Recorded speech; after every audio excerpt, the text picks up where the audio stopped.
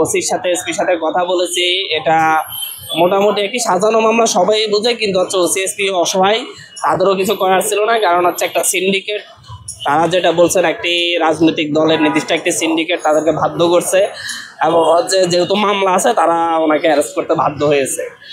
তো সেই জায়গা থেকে উনি খুবই স্বাভাবিকভাবে উনি নিজে থানায় একটি সালিশে গিয়েছেন সাক্ষী দিতে, সেই জায়গা থেকে ওনাকে অ্যারেস্ট করে নিয়ে যাওয়া হয়েছে। আমি পরবর্তীতে অনেক চেষ্টা করেছি যাতে মিথ্যা মামলায় ওনাকে জেলে যেতে না হয়।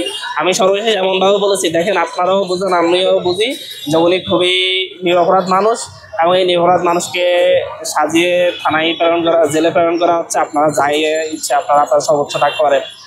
পরবর্তীতে ওনারা অসহায়ত্ব প্রকাশ করছেন যে হচ্ছে আমরা যদি, যেহেতু মামলা আছে, আমরা যদি এখন ছেড়ে দিই তাহলে আমাদের বিরুদ্ধে ওনারা কোর্টে মামলা করবে, পরবর্তীতে এটা প্রশাসন বিপদে পড়বে।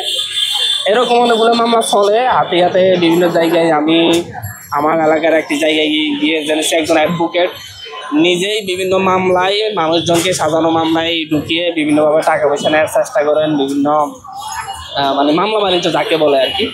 এইসব জায়গায় আমি মনে করি একটা তদন্ত হওয়া দরকার, রাষ্ট্র উচ্চ পর্যায় থেকে, স্বরাষ্ট্র মন্ত্রণালয় থেকে একটা তদন্ত হওয়া দরকার। তদন্ত করে যারা এরকম মামলা বাণিজ্যের সাথে জড়িত তাদের বিরুদ্ধে ব্যবস্থা নেওয়া দরকার। এই ক্ষেত্রে স্বরাষ্ট্র মন্ত্রণালয় বরাবর একটা লিখিত অভিযোগ দিতে পারে, সেখানে আমি নিজেও সুপারিশ করব প্রয়োজনে যে এটার বিরুদ্ধে যেন হচ্ছে তদন্তপূর্বক ব্যবস্থা নেওয়া হয়।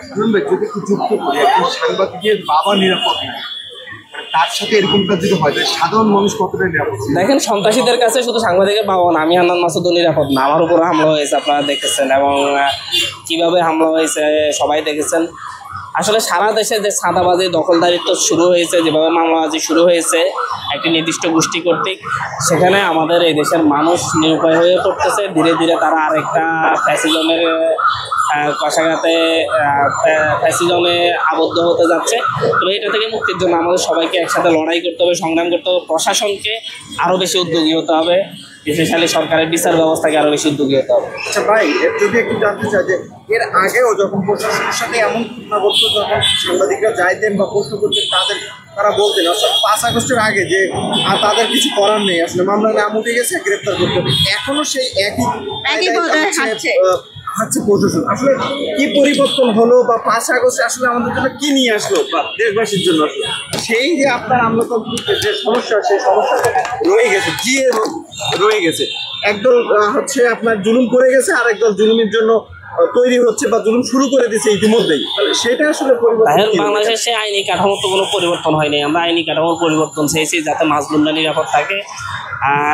এতদিন যারা মাজলুম ছিল তারা এখন জালেম হয়ে উঠতেছে, বিভিন্ন জায়গায় জুলুমে লিপ্ত হচ্ছে।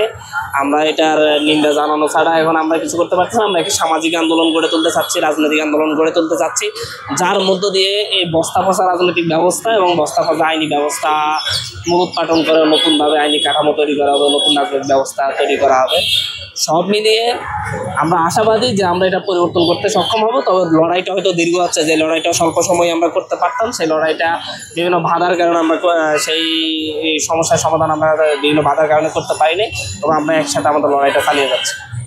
যদি একটা বিষয়টি জানতে চাই, গত 2 দিন আগে আপনি দেখেছেন যেখানে অন্য জায়গায় আইনশৃঙ্খলা বাহিনীর ঢাকায় আসতে চাই, সেখানে একদিনে